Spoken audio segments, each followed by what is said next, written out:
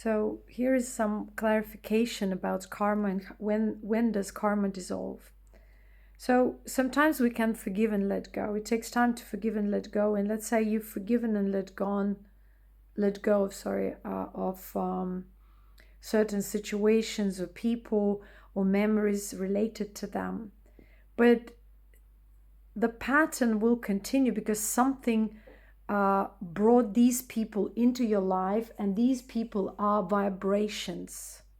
Because you can look at them as people, but you can also look at them as energies, vibrational level, a certain vibrational level. So these people were brought into your life because actually you manifested them. And you manifested because your consciousness got attracted to them. So there was connection. Connection means something got invoked within you to attach your attention or conscious focus onto them. And through this attraction and connection, karma could be invoked and played out. So maybe you forgave certain people and situations, but you did not heal because you haven't understood the process of healing on a deeper level. You have erased the superficial level where you let go of certain people and situations, but the same people and the same situations will keep on emerging in your life because the internal pattern, the karmic pattern that invoked, manifested, and attracted these situations as a karmic simulation hasn't been really dissolved. And so truly, when in terms of karmic residue, corruption, limitations, they truly dissolve only then when we don't just dissolve situations and memories of these people or some emotional, residue towards particular situations and people, but when we dissolve the pattern, when we dissolve emotional residue of that pattern, it means that we've understood on a deeper level the psychological pattern, the emotional thought pattern that kept on invoking similar situations just through different bodies, different, maybe external circumstances, but with the same outcome. And so the same outcome showed that spiritual, psychological, mental disease or corruption that brought up these situations, brought up the pattern through the situation, hasn't been dissolved. And thus it's still there. The karmic residue is there. So even when you say that I've let go of these people, I've forgiven them, you maybe have forgiven certain individuals, but you have not really dissolved the fundamental resentment to the repetitive pattern. And that's how you keep on how you are kept in bondage by your own self, in that bondage of your own understanding of life, and that which keeps you attracted to these type of people, because this type of people are is frequency, they are vibrational, some kind of a vibrational level which you support within yourself.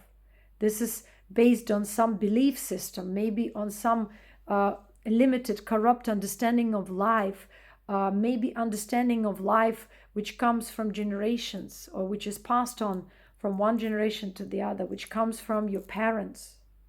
And so in order to heal, we need to dive much deeper. In order to resolve these karmic bonds and ties, it's not just enough to let go of one or two people or several situations, but it's important to clearly understand the feature within you, that frequency within you that you are attracted to, what you truly want, and find the clues in your past, maybe in your early childhood, or kind of track this pattern back to how it originated. If you cannot track it back, maybe it's from your past life, you can still track it back in your childhood, because it has been again invoked through your childhood, through this life childhood. Because this life childhood is the replica of, or kind of is the important simulation for that karmic imprint to be invoked and kind of brought up to the surface, so that it can unravel your supposedly destiny or life events through this pattern, so that you can eventually understand the pattern, dissolve, heal it, and unravel a different type of destiny, the destiny of your soul, not the destiny of your karma. Because so far you are not living your real soul destiny. You are living your karmic destiny. You are living the karmic payback time. You are going through karmic payback, where you have to just give back or balance out certain energies or heal certain patterns and karmic residue within, of emotional, thought nature, or any other nature, maybe even ideological residue, which results in your righteousness, in your argumentativeness, in your inability to be flexible and see a wholesome picture, but keeps you in the cage of rigidity. And all your circumstances, all your situations are the result of that. And even if in terms of human interaction, we can forgive people, we can maybe understand certain patterns, certain repression within ourselves, like maybe there is some kind of maybe there are some suppressed emotions from the childhood that also form into a pattern, and your attitude, your behavior causes other people behave in a certain way. So you can again focus within and stop resenting others. Instead, turn your focus within and try to understand these patterns within you.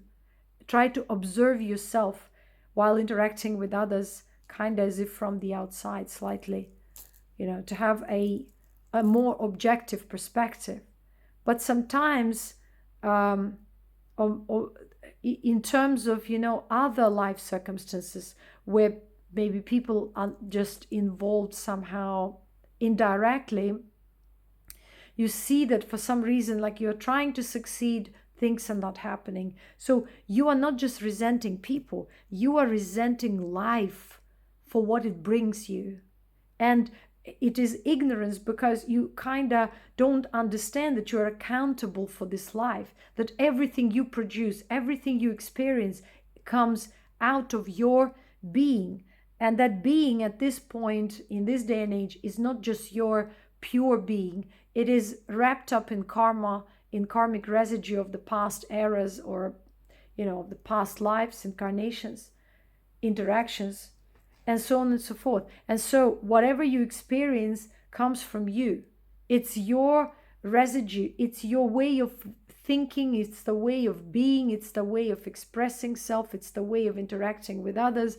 It's all these undercurrents within, the certain limited beliefs, rigid attitudes, some kind of other patterns that we either borrow from our parents or from others, but which fundamentally come from our soul, because our soul had to simulate the situation that would invoke these karmic residue within us in this life.